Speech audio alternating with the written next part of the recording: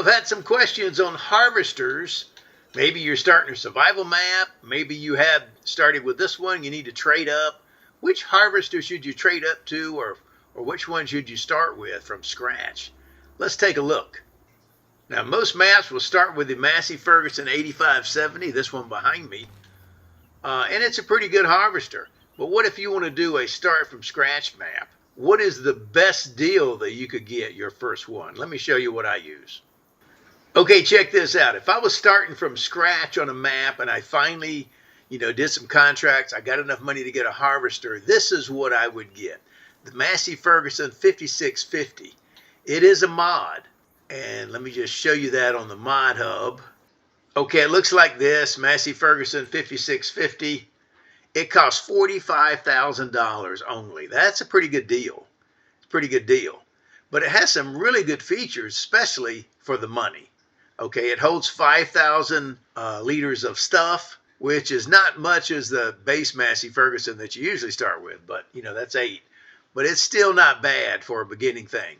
This is based on a 1994 model. That's why it's $45,000. Has 180 horsepower. Look at your wheat header, though, your grain header. It's 5.8 meters wide, goes 6 miles an hour. Well, the base Massey Ferguson that costs twice this, its header costs $30,000, 3 times as much, and it's only 6 meters wide at 6 miles an hour. So it's hardly bigger. And look at our corn header, 4.6 meters at 7 miles an hour. Pretty good. This thing goes pretty doggone good.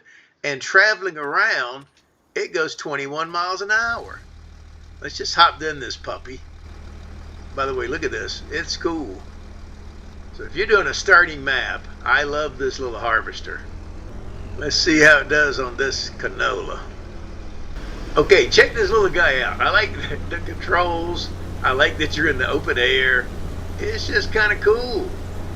Just kind of cool. And it does a good job.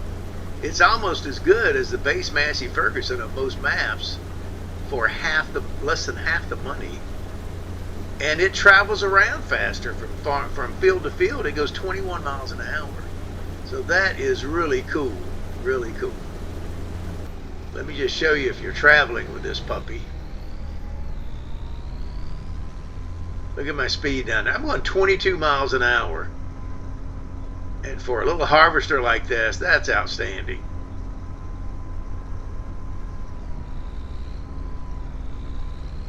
So you can get from point A to point B really quick.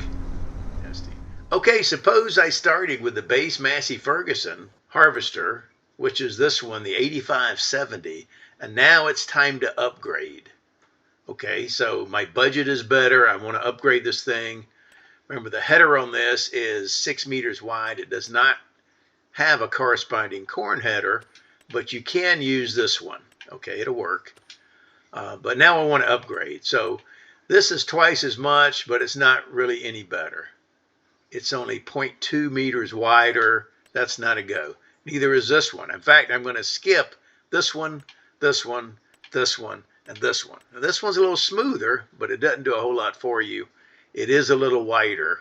But for the amount of money, see this amount of money from here, I would go all the way down to the case, Axial Flow 7150 for $301,500. So basically, you can get this header here that's 8.5 meters wide compared to 6 for $48,000. So you're at about $350,000 for this thing. And it holds 10,570, has 449 horsepower.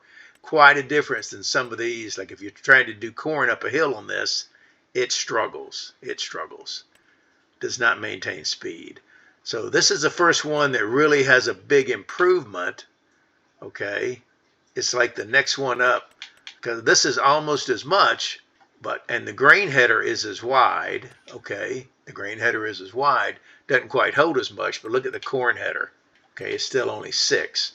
On the case, it's a little bit more, not much, 20 grand. It's 20,000 more, but then when you get to the corn header, you can get one that's 9 meters wide, this one. So if you're doing corn, this is the next logical step up. And it travels around at about 20 miles an hour. Let's take a look. Okay, check out this puppy. It looks like the smaller Massey Ferguson. I mean, it's red, but it's the 7150. It is a great step up. Okay, very nice inside. Like I say, the stats on it are pretty good. Now, if you could afford it, the John Deere S7 is a big jump up. Okay, but it's going to be at least $130,000 more dollars. Okay, if you get the smallest header there, it is bigger. If you could afford it, that would be a great jump. Okay, but it's, like I say, the least amount is 130 more than this. So maybe I would stop here and then maybe go to here. Okay, but the one I like instead of the John Deere, let me show you what that is. I'm going to wait and try to go big or go home. And what I like to do is once I go from the case, I'm going to go all the way up to here, because by then my farm is starting to make some money and I can get either the case AF11 or the New Holland CR11. They're both $740,000. This is a lot of money. And then your header is another 144. But let me show you why, one of the reasons I like it. Okay, when you get ready to buy this thing, you buy this for $740,000. When you get ready to buy the header, look at this. And these are the only two that do this. But at the top it says transport wheels. Yes or no? Well, for yes, for $3,000 more dollars, I can get a built-in trailer on my header. And let me show you what that looks like. All right, look at this puppy. It's huge. It holds 20,000 liters of stuff. So that's very nice. This header is 15.2 meters wide. So the John Deere S7, you can get one that wide, but it doesn't have its own wheels. Look at this thing. Let me show you what I can do. I can do that, pop it out, and it is now its own trailer, so I don't have to worry about pulling the trailer. And then when you get in a tight area, what do you do with the trailer? Because the trailer is built into my header. So that's one reason I like this puppy. And it travels around at 24 miles an hour. Look at that, 25. So this is a great piece of gear here, either this or the case. Okay, the larger case. So that's usually what I get as far as harvesters go. I'm either going to start out with a small Massey Ferguson if I'm doing a survival thing. My first trade up is going to be the case 7150, and then the top of the line there, I'm going to go for broke and get one of these bigger ones for $740,000. And that's what I do on. Now let me show you a cheat though. I do have a cheat. Hold on.